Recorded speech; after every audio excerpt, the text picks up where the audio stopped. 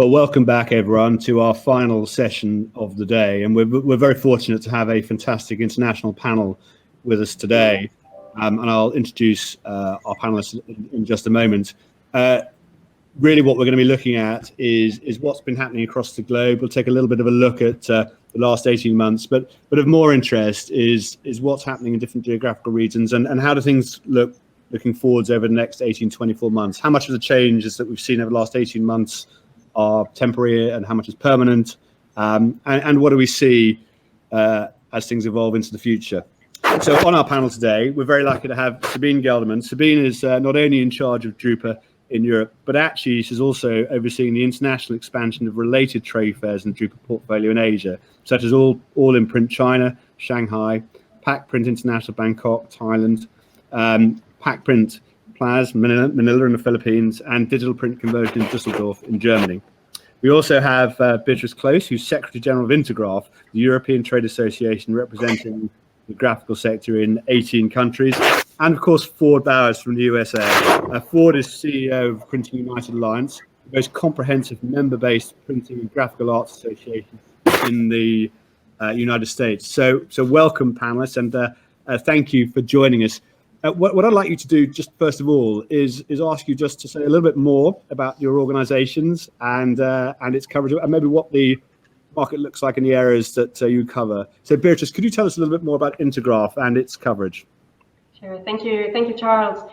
So, Intergraf is the European association representing the printing industries. We have 19 national member associations in Europe in 19 different countries, but the industry is much larger. So our members represent a total size of 82 billion euros of turnover of our industry, 640,000 staff, and 112,000 companies throughout Europe. And this covers not only the 27 EU countries, but also the UK, Switzerland, and Norway that are also our members. Just reminds us what a huge industry printing is in Europe. And Ford, what about the USA? So Printing United Alliance, thank you for having me, by the way, Charles. We've undergone somewhat of a transformation over the last few years. We are now a collection of what used to be separate entities. We were formerly the Specialty Graphic Imaging Association, Printing Industries of America, ID Alliance, the Technical Association for the Graphic Arts, and also a media company, NAPCO Media, North American Publishing. And so all of these have now been squished together into one entity so that we can try to address some of the larger issues that face the printing industry in North America from a less fragmented point of view. So we have expos and events.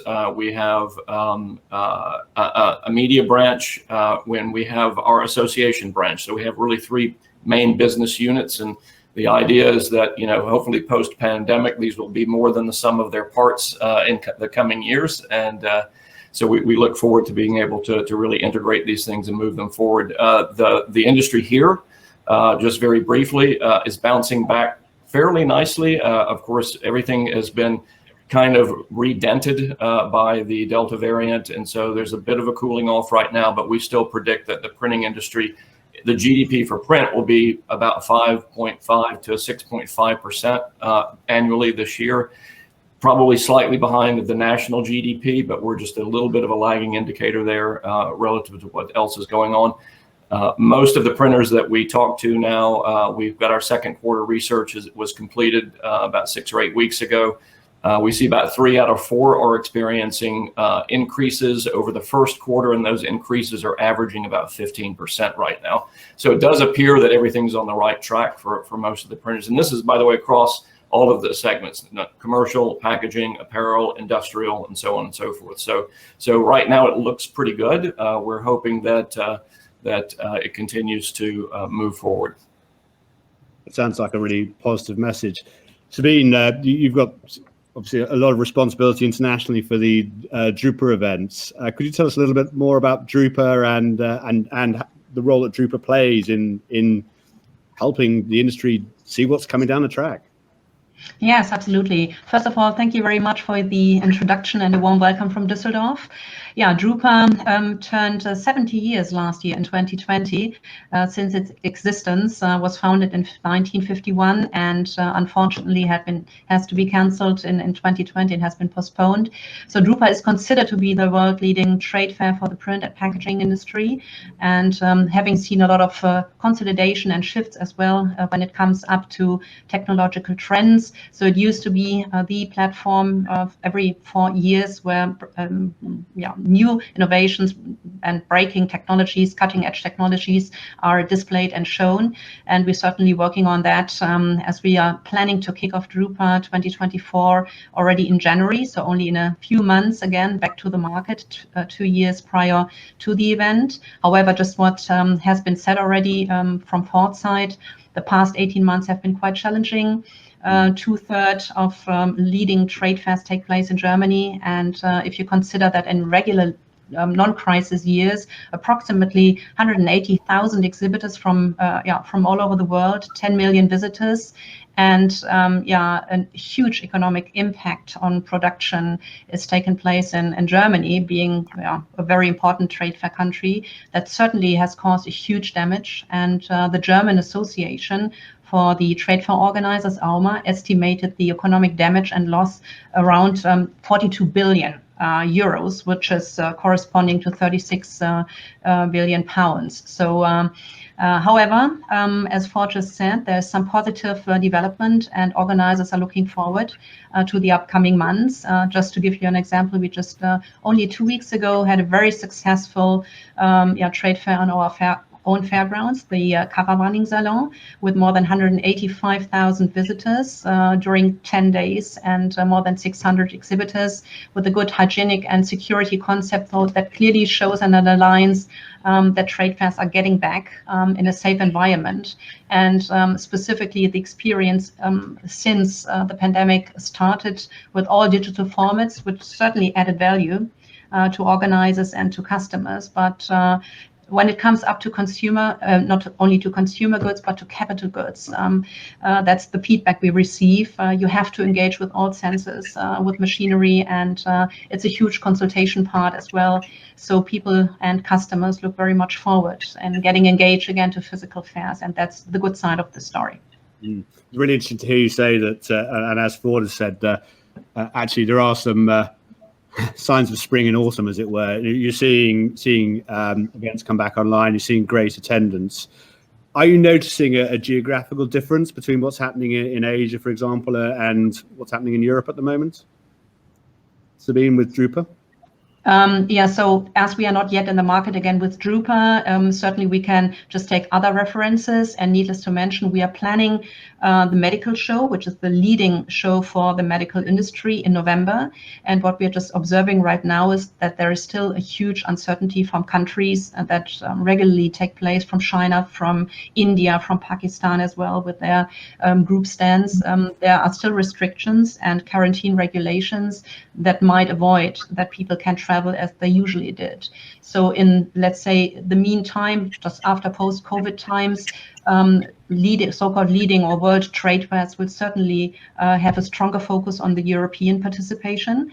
And as soon as it's going to be recovering more and more step by step, and I think trust is getting back to companies. On the other side, as well, some global major brands and players still have travel restrictions. So we are depending to a certain extent not only on mutations of the virus, that is uncontrollable, but we are still depending as well on governmental rules, restrictions, and travel bans. That, however, I'm quite convinced will be getting more positive and in the upcoming weeks and months, I think, so far. Interesting enough, while we were in a complete lockdown, shows took place in China. For example, the All-in-Print show in 2020 in the full pandemic period, quite successfully, even though for the domestic market. But now they recently have been again in a certain lockdown in Shanghai. So hopefully it's improving again and getting much better. But I think Asia still is hit to a certain extent. What we just considered is that 2 of our trade fairs being in the printing technology portfolio, the show in Manila, that was planned for October this year as a hybrid format. Unfortunately, has to be cancelled given the impact of the pandemic, as well as the PPI show in Bangkok that already has been postponed to February next year.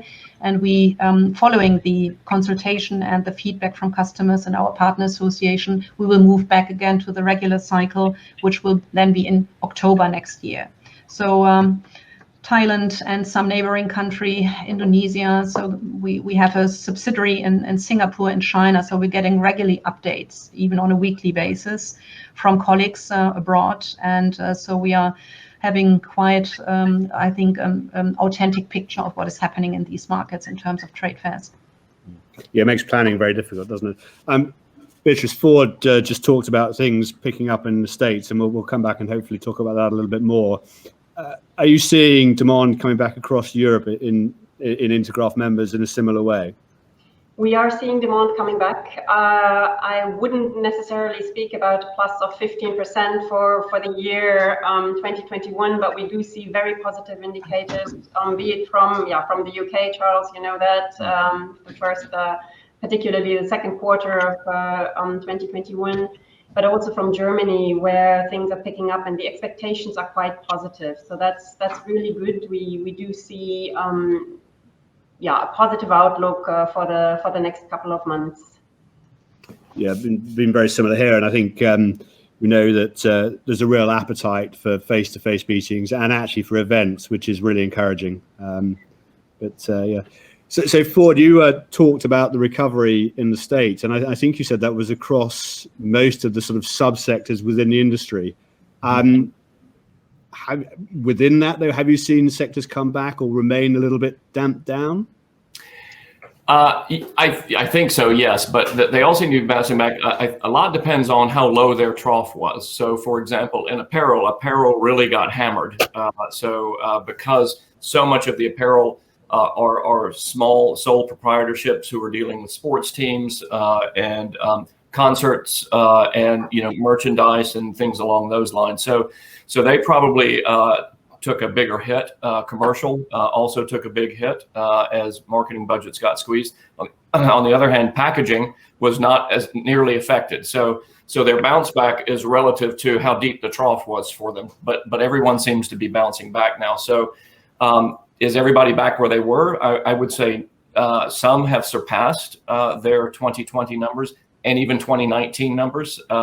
Others are still hoping to get back to 2019 numbers. So, and again, even within it, if some of these segments like wide format, it really depends on who it was you were serving. And even within verticals like retail, if your retail market were amusement parks and sports arenas, you're still not out of it. So, but if you were big box retailers, you might have done actually fairly well. Walmart, Lowe's, Home Depot, the do-it-yourselfers, and so because those tend to be counter-cyclical to a certain extent. So it really is a mixed bag, and it's hard to make too many generalizations about it. But overall, I mean, there was an 18% decline last year. We hope to have a 5.5% to 6.5% increase this year. So on the whole, we will not be back to where we were pre-pandemic, but we'll have made pretty good strides in getting there. And of course, I'm sure we'll probably talk about it. There are other issues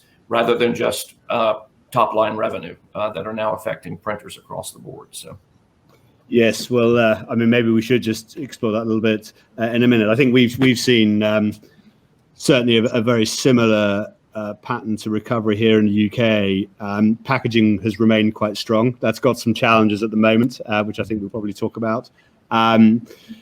Generally, the industry's bounced back quite strongly. I think the challenge has been, I've talked about a few times, footfall and what's happening on the high street remains quite a challenge. And actually, I won't spend too much time on it, but the government support schemes here have actually been quite effective. They had a difficult launch, shall I say. We were very closely involved in talking to government about those schemes, but they're tapering off now. So we had quite an effective job support scheme for it. I don't know how aware of you are of what's been going on in the UK, where the government were paying actually companies effectively to have people at home, and across the UK economy, that's definitely reduced the impact of job losses. But I'm actually also really encouraged by the resilience of the industry. So the support's been quite effective. It's coming to an end now. So I think we're in a reasonable place, but there's quite a few uncertainties. Beatrice, was there sort of coordinated support for economies across Europe, or was it very much done on a sort of national basis? No, there was definitely coordinated support from the European Union. I know that the European Union liberated enormous budgets for the member states, but also member states themselves had different ways of supporting the industry. What was for us very important at the beginning of the pandemic is really to make sure that print is considered an essential service, so that they could continue to function. And even though, of course, part of the print industry has suffered tremendously, print was extremely important when you look at all the hygiene measures and stickers on the floor. We can all say we're all digital when we're sitting at home, leaning back and looking at our screens, but as soon as we leave the house, we need the posters, we need the stickers on the floor to get us through our day-to-day lives. So print continues to be very important, has been very important also through the pandemic. I think we need magazines and books to keep us sane when we're at home staring at screens all day as well. Good to see all those books behind you, by the way, Ford. I do my part. So I mean, looking forward, Ford, you talked about other challenges to the sector. I think I know what you're alluding to there. What do you see as the challenges and the opportunities, I suppose? So on the challenges side, I think in addition to demand coming back, which is going to take some time, I think the cost structure has shifted for printers, and I think this is going to be a big challenge. And I think that this comes primarily from two, maybe three places. One is labor. The labor costs are going up. 70% of our printers can't find people to fill job slots. 1 out of 4 can't even get all their old people to come back in full force. So there's a labor issue. So they're having to deal with this in a couple of ways, but principally 80% of them are just having to pay more money. So it's not a bad thing for the workers. I was an hourly worker, so I'm happy to see that happen. But at the end of the day, the labor costs are going up.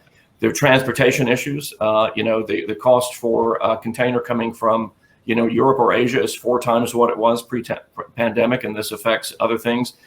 Paper costs, cost of goods sold are going up. I know, Beatrice, we had talked, and I'd mentioned that paper costs had not risen like they had there. I stand corrected; they have now risen considerably, and just in the last 3 months. And so we're looking at about maybe 20% across the board paper costs, and this is going to continue. The labor costs are going to probably continue to go up into next year, well into next year. Paper costs are going to go well into next year. We won't be able to put enough mills online and revamp those, and even the mills and the producers of the substrates, they can't find people. So it's kind of, everything's kind of choked up to a certain extent. And unfortunately, those aren't, even when they solve those problems, costs aren't coming back down. Labor costs, you can't give somebody $3 an hour extra now and then take it away next year when everything's fine.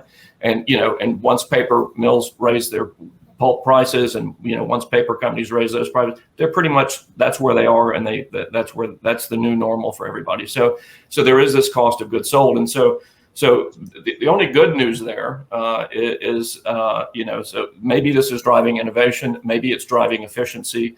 I think about 2 out of 10 of our survey respondents are saying that they've been able to manage this through efficiencies. About half of them are having to eat the difference. And about a third of them have been able to pass it on to their clients. So that's a pretty interesting mix of responses to those costs being increased. They're going to be struggling with it for at least another year, maybe longer. So I think those are some concerns that I think printers are really, really focused on right now. So I think that it's really interesting how these themes are global, actually, and I have a sense that I'm sure they'll drive innovation, efficiency, and probably investment. And I think there is an upside to that. And actually, Sabine, that's probably in the world of Drupa and exhibitions. Investment seems to me to certainly be one way forward. Actually, I'd really be interested just to explore this issue of labour availability and labour costs a little bit more, because Beatrice, we're working with Intergraf, as you know, on a skills project. I guess you see a similar labor challenge and skills challenge across Europe. Absolutely, and even during the pandemic, when demand was down, we have figures from Germany, for example, where a third of the companies could not perform as they wanted to because of lack of labor. And pre-pandemic, so figures from 2019 was that 75% of the large companies could not do business as they wanted because of a lack of labor. So this is really an important issue that we have taken up, as you mentioned, Charles, with a European project called Print Your Future, where we're finding ways to attract youngsters to our sector with informing them correctly on what kind of job possibilities there are in our sector, giving guidance also to companies on how to attract young people.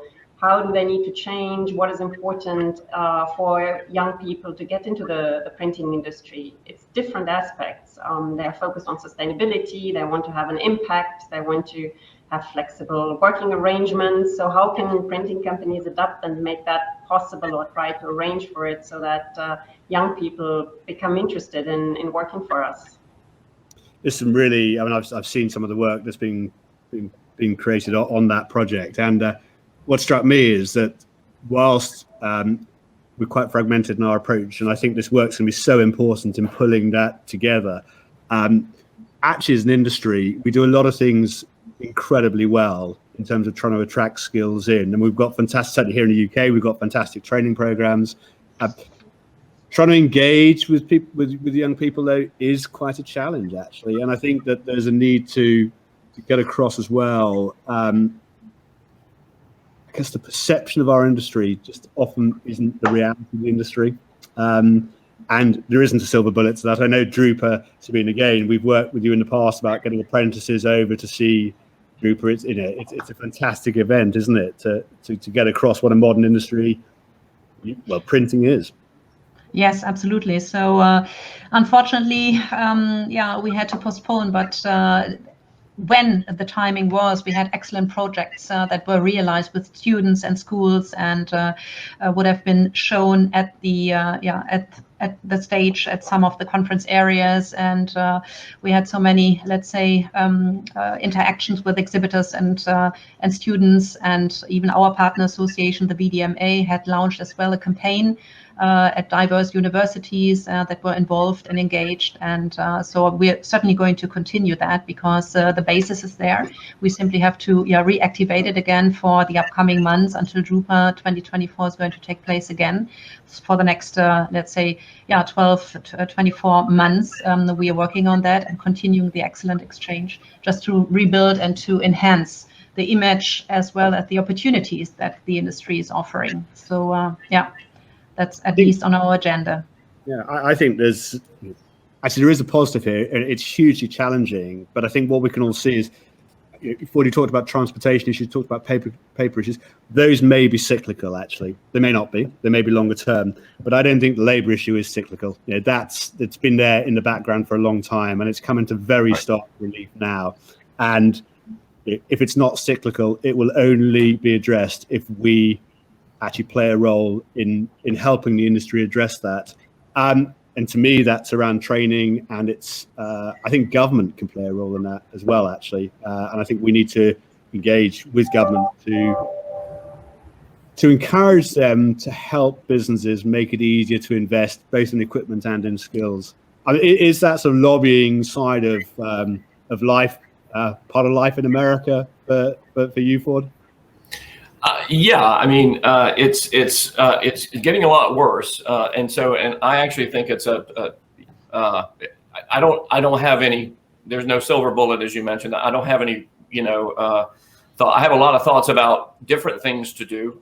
There's a comprehensive plan I don't have in my head yet. I will say that we have Amazon here, a huge employer, just opened up something not too far from me. You get $1,000 signing bonus and $20 an hour to start there, which is certainly more than most printers are willing to pay for an unskilled, worker to begin with. They're having to try to match that, But that's a huge issue. So you have a cost structure problem in terms of what you can afford to do as a printer, or what you feel you can afford to do as a printer.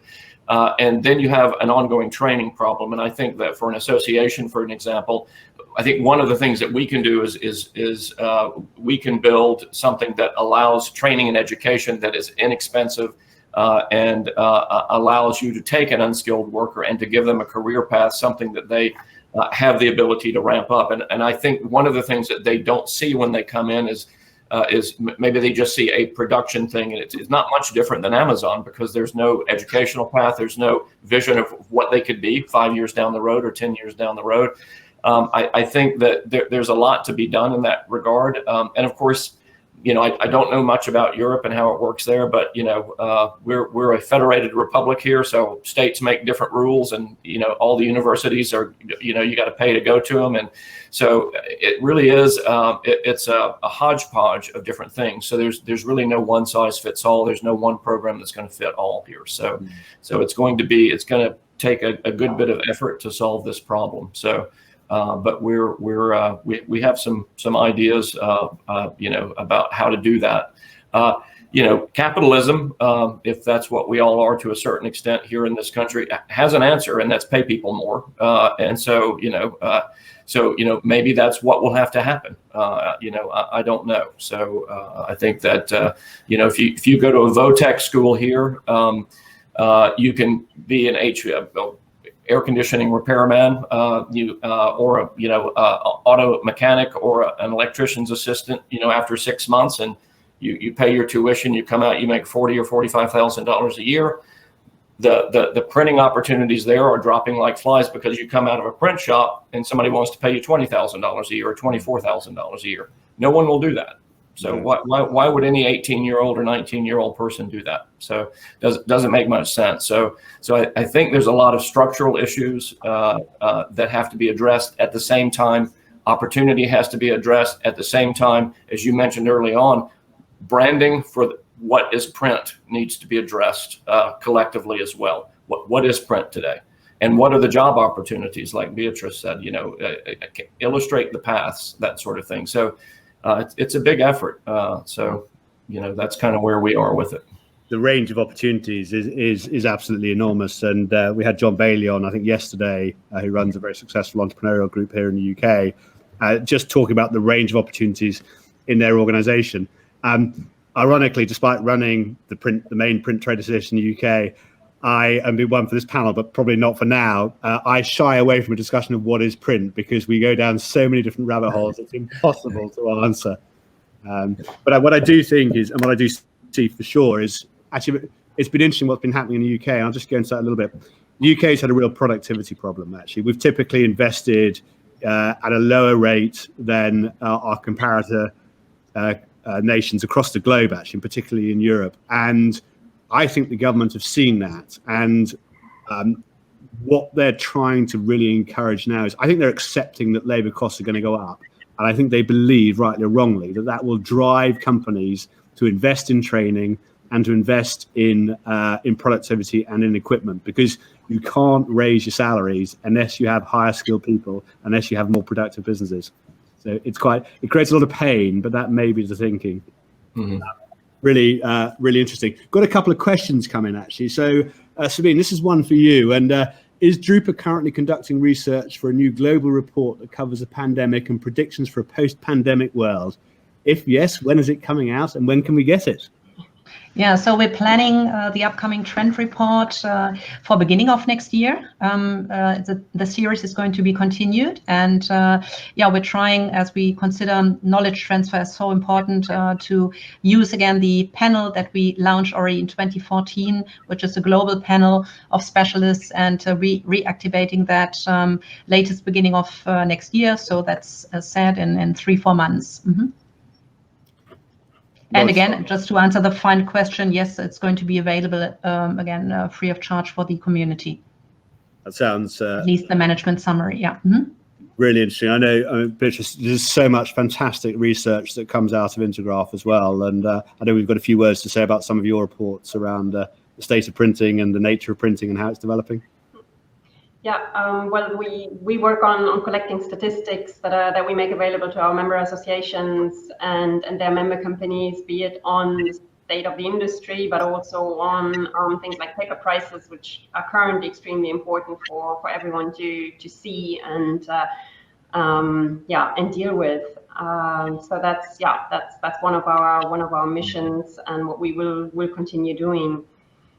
Otherwise, I think one important topic that we haven't touched on is sustainability. And that is really, in my opinion, one of the future subjects. It has always been there. It has been disregarded during the pandemic, but it will come back and hit us in the face if we're not proactive enough. And Intergraf is working for carbon footprint calculations. We have issued recommendations already a couple of years back.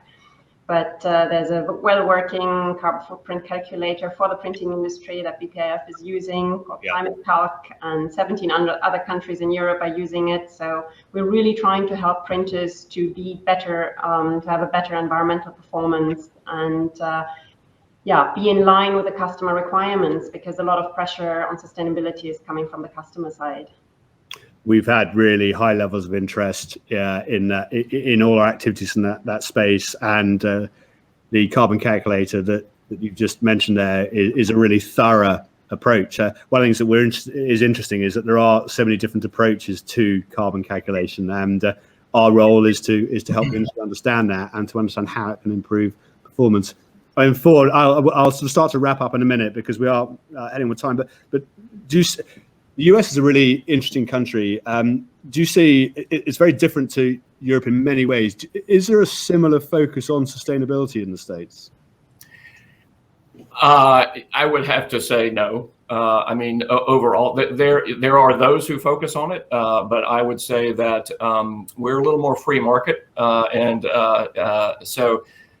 however, there is legislation working its way through some states, end-of-life resource planning, all ERP, whatever that thing is, and which appears to be attempts to try to build in a pay-as-you-go mentality rather than just dump after you're through with it, that sort of thing. Yeah. So to reinforce the recycling aspects of what's happening with different substrates and so on and so forth. So there are. It's very it's very much an afterthought. They're not. When I was a printer, I actually got certified by the Sustainable Green Printing Partnership, and that was 10 years ago. But traction is very difficult. If it doesn't help get a job out of the shop immediately, it just appears to be administrative overhead. I did it because I thought that it made us better at printing, and I thought it saved us money, and I thought it made us leaner, and it was socially, an important thing to do. I think that the messaging here, unfortunately, gets immediately politicized to a certain extent, and this prevents a lot of what I would consider forward motion in some of these areas in this country. Almost immediately when it comes out of somebody's mouth, that it gets tagged one way or the other, and we're in a highly political environment here. So it's difficult to see how this is going to change in the immediate future. We have states like California, which are kind of set the standard, which the rest of the country then kind of has to follow, that sort of thing. But if you want to sell into California, which is 50 million people. So, but it's not enough at this point. And of course, one of the strengths of our system is that we're a federated republic, and one of the weaknesses of our system is that we're a federated republic. So every state gets to make their own laws around this. So what we need is federal regulation, but they're very busy trying to do other things, and it's kind of a mess, to be honest with you. I wish it was a little more coherent and cogent, in terms of the approach in this country, but it is what it is. No, I think it's interesting, and it's the same to a degree here, in that some things that you really wouldn't expect to get politicized do. Yeah. Which is kind of bizarre at times, but yeah, I think maybe I'm an optimist. I am an optimist, but certainly my wife's American, so I've been going over for over 20 years now, and I do actually pretty firmly think that there is a direction of travel in the States. And actually, Deborah just mentioned it in the chat here. And she said that industry regulation is not the same as consumer preference, consumers care. I think the direction of travel that I've seen in the States has been one of greater environmental awareness. I see far more people cycling, I see far more people walking. Actually, it was, and I know this is a stereotype, but it was the motor car society, wasn't it? And I think that's changed to quite a degree. It really has. So, but it's often 2 steps forward and 1 step back. I'm going to just come to a sort of last question now, really. So, one for Ford, and then Beatrice, and then Sabine, I'll come to you with a sort of slightly different question. Actually, one from Deborah, which I think is a good one. What's the primary mission of your organisation for 2022, and how will it manifest? And I will answer this one last. So, Ford, you're top right on my screen, so why don't you kick off with this? The primary mission of our organization? Well, that's a pretty good question. This is aspirational. Does it have to manifest completely by the end of 2022? I guess that would be my question to Deborah on that. But so essentially, what we would like to be for the North American print community basically is the place to go about anything having to do with print. So if you are in need of data, information, knowledge, expertise, we are building what we hope is a platform, which is why we're kind of bringing all of these disparate pieces together so that we can efficiently put you in touch with whatever it is that you need to be better at what you do as a printer. So again, whether it's a person, an educational program, an event, data, information, anything along those lines. And now that we have, events and media and an association, we'll be launching a new LMS, a learning management system, after the first of the year. So that's really the direction that we're going. Clearly aspirational, clearly a long-term play, not a 2022, we'll have it completed. This is a foundation, and then further down the road, we really want to tackle larger issues. We want to tackle the advocacy issues that are important to our community much better than we do now. And we also want to deal with structural issues like workforce development. I think it's very difficult to deal with workforce development from a niche perspective. I think it has to be holistic. I think it has to spread across the country, and I think it has to be organized across the country because people move in and out of different segments of our community, and so building something that addresses workforce development, and that's ongoing education and training. Not just everybody thinks of it as getting them into the industry, but for me, it's as much what happens after they get in, so that's that's aspirational, and so it's a great question, Deborah. So yeah, we are just on the skill side. What we have is a kind of pathway. We have an entry-level apprenticeship, which is called a level 2, and then it can go on and do a level 3 or a level 5 or even a level 7, so that we can say, come into our industry and we can train you from school leaver up to postgraduate level, pretty much, actually. And that's a fantastic thing to be able to offer. So, Beatrice, what about Intergraf? What do you see as Intergraf's mission for 2022? For 2022, we will definitely work on sustainability, because with the Green Deal in Europe, this is one of the major legislative packages that is coming towards us, and we will ensure that the printing industry, that the legislation remains manageable for the printing industry, and particularly fully integrate and make governments aware that print has its perfect place in the circular economy, with a recycling rate of paper of 74% or of packaging of even 86%. So I think we have a very good argument to be part of the circular economy, and we should boast about it, because no other, or hardly any other substrate manufacturer can really boast about this kind of recycling rate. Another very important topic is to promote reading in print. There's been several studies that we have promoted and spoken about in the past, be it the e-read with the Stavanger Declaration saying that people read better in print than on screens, and the PISA study that was published this year in May 21 has again confirmed that reading in print is better for education, and it's also better for leisure reading. So working on the image, and then working to help companies adapt to changes in legislation. This is the main mission for the next year. Yeah, and the depth of engagement print gives is unique. And I know I'm biased, but actually I'm not. I know how I feel when I read print, actually, and that's nothing to do with my day job. Sabine, you talked about Drupa 2024, and I, for one, absolutely cannot wait. But how do you see, what are the kind of main priorities and the mission, if that's a fair question, for 2022 for you and for Drupa?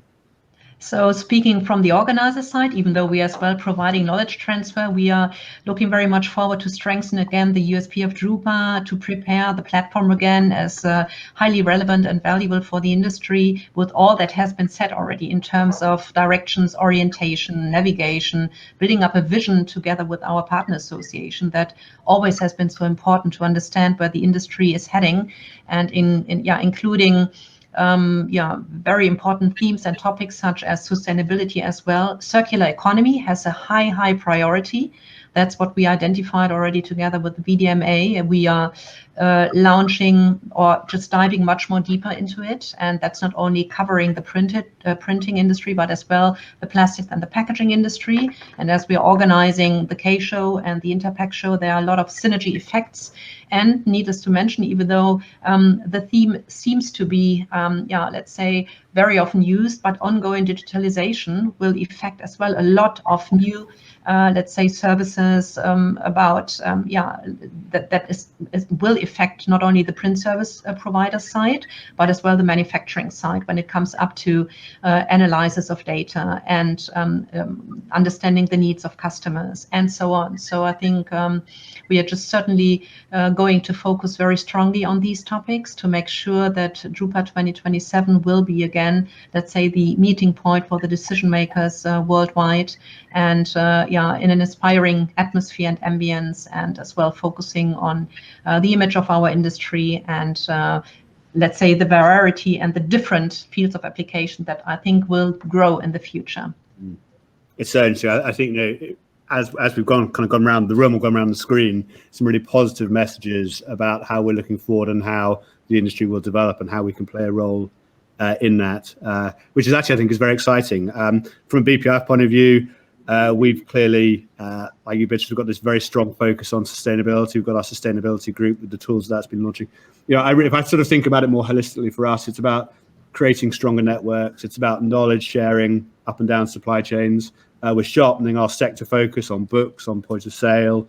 Cyber we see as a big issue. I could go on. And we actually also do a great deal of skills and apprenticeship training. And that's held up well during the pandemic. But what we didn't see was new apprentice recruitment into the industry. And that's changed now. We're seeing that pick up quite strongly.